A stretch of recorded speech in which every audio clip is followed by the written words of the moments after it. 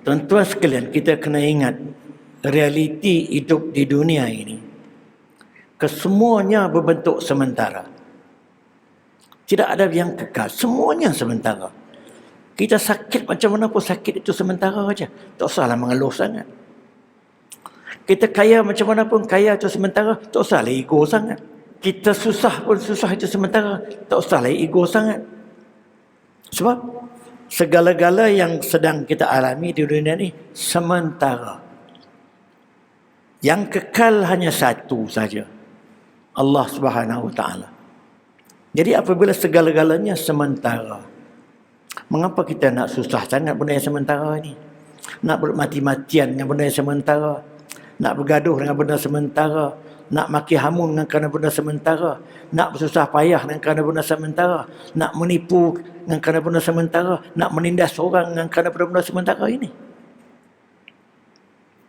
Jadi dengan sebab itu, kalau kita masih menjadikan benda yang sementara ini sebagai target hidup kita, seolah-olah kita lupa yang benda itu kita akan tinggalkan dia, maka kita tertipu dengan dunia. Itu yang disebutkan fala taghurrannakumul hayatud dunya. Jangan kamu dibiarkan tertipu dengan dunia. Ada orang sampai di hujung kehidupan dia berada di dah 70-80 lah, masih kehidupannya macam orang umur 40. Masih memikirkan sahamnya nak jatuh, masih memikir begini-begini walaupun dia dah jauh dah. Tak kira lah segi politik apa semua. Kalau benda itu mendatangkan kebaikan pada dia, tak apa juga. Ada beberapa kes kenalan saya pun saya tahu. Dia setahun belum nak pencen tu, dia berangan-angan lah. Graduate dia dapat banyak. Dia nak enjoy, nak travel all over the world. Itu cita-cita dia. Sebab kawan bekerja kuat dulu, duit, graduate kerjaan bagi sebagainya, dia nak travel. Lepas-lepas pencen tak sampai setahun kena stroke. Masuk hospital dalam seminggu dua, inna lillahi wa inna ilaihi raji'un. Habis. Sebab semua yang kita angan-angankan itu sementara. Jadi kita biarkan benda sementara itu menipu kita, sehingga kita lupa benda yang asas, benda yang paling dominan yang patut kita fikirkan, kita lupa. Maka kita akan rugi banyak. Kita mensia-siakan banyak kehidupan kita. Kita kena sedar firman Tuhan dalam surah Ar-Rahman ayat 26-27. Kullu man 'alaiha fan. Semua yang ada di muka bumi ini semuanya akan binasa. Wa yabqa wajhu rabbika dzul jalali wal ikram. Dan yang kekal abadi hanya wajah Tuhanmu, iaitu zat Tuhan yang mempunyai kebesaran dan kemuliaan. Itu kita tahu. Dalam ayat yang lain, Al-Qasas ayat 88, kullu syai'in halikun illa wajhah.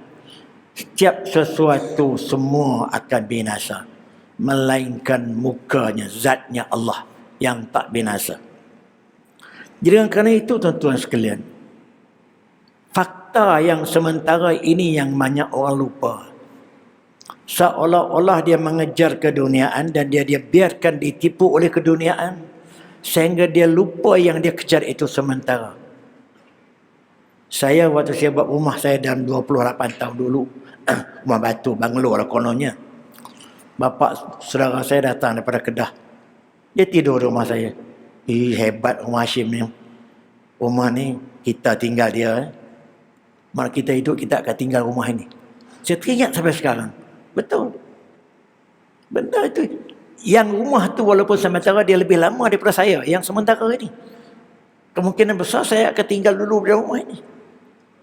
Jadi kalau saya bermati-matian untuk rumah itu, sedangkan saya akan tinggal dia. Anak belum tentu dia akan kekal di rumah itu. Dia lego pun kita tak tahu.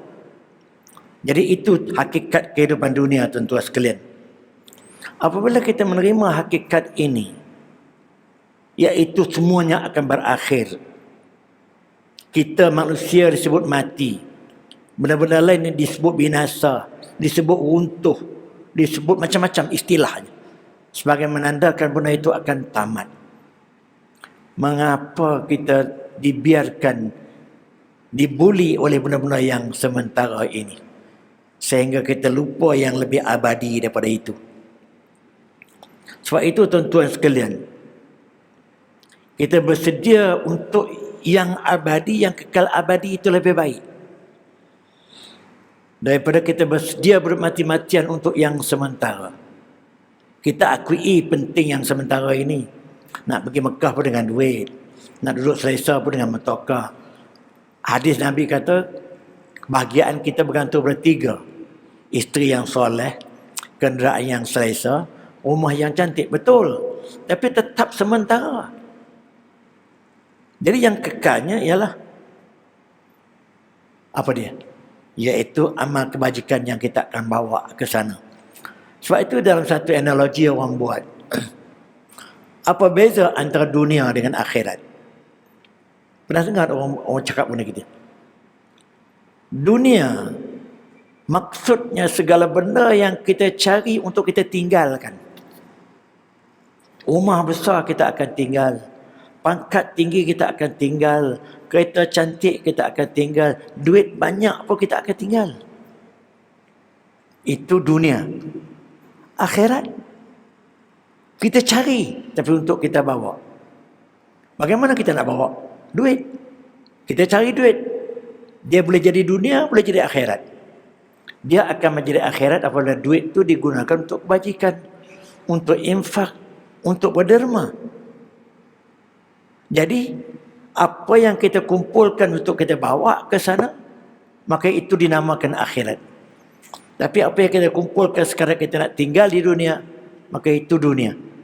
Jadi yang dikehendaki ialah kita nak menjadikan akhirat sebagai matlamat, walaupun benda itu dia boleh jadi either one. Kalau tamat setakat dunia, kebendaan itu habis, sebab dia sementara. Tapi kalau kita panjangkan sampai ke akhirat, sedekah jariah misalnya, ya tak? Itu perbezaannya. Material juga, harta juga. Tapi harta itu boleh menjadi dunia saja yang menipu kamu. Kamu tertipu dengan keduniaan, kamu menyeleweng dan sebagainya. Tapi harta itu juga boleh menjadi berterusan apabila kamu dapat secara yang halal, kamu infak, kamu berbelanja dan berbagai-bagai. Jadi pendirian macam ini tuan-tuan sekalian yang kadang-kadang kita tersasul. Kita tidak betul-betul meletakkan target macam itu. Bukan orang tak tahu, orang tahu semua. Tapi dia telah dilalaikan oleh kebendaan begini.